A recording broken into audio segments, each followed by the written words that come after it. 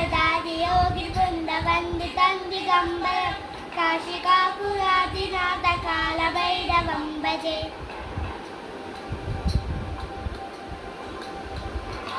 कोटिभास्वरं भवत्तितारकं परं नीलकण्ठवीक्षितार्थदायकं त्रिलोचनं कालकालमम्बुजाक्षमक्षशोलमक्षरं काशिकापुरादिनाथ कालभैरवं भजे।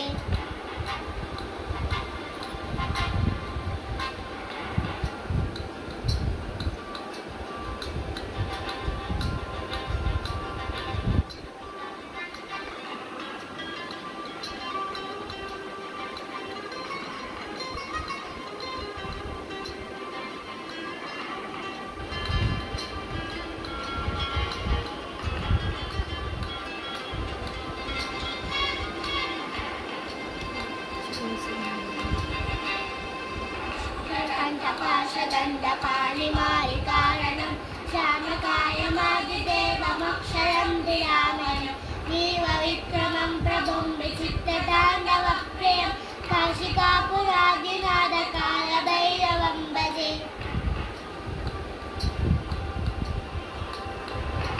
मुक्तिदायकं प्रशस्तचारुविग्रहं तत्त्वं समस्थितं समस्तलोकविग्रहं विलिप्रणन्मनोग्रहीव किङ्किणेन सत्पतिं काशिकापुरादिनाथ कालभैरवं भजे।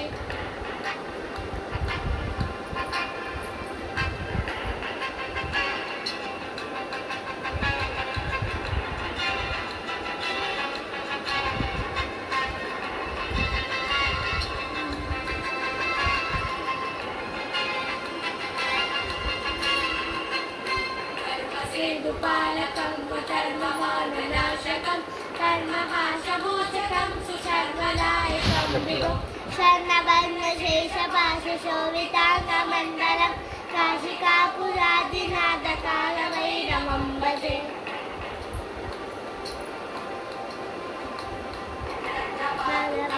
भाविरामपादयुग्मकं नित्यमद्वितीयमिष्टदैवतं युक्तिमत्परालदं च कालदं समोक्षणं काशिकापुरादिनाथ कालभैरवं भजे।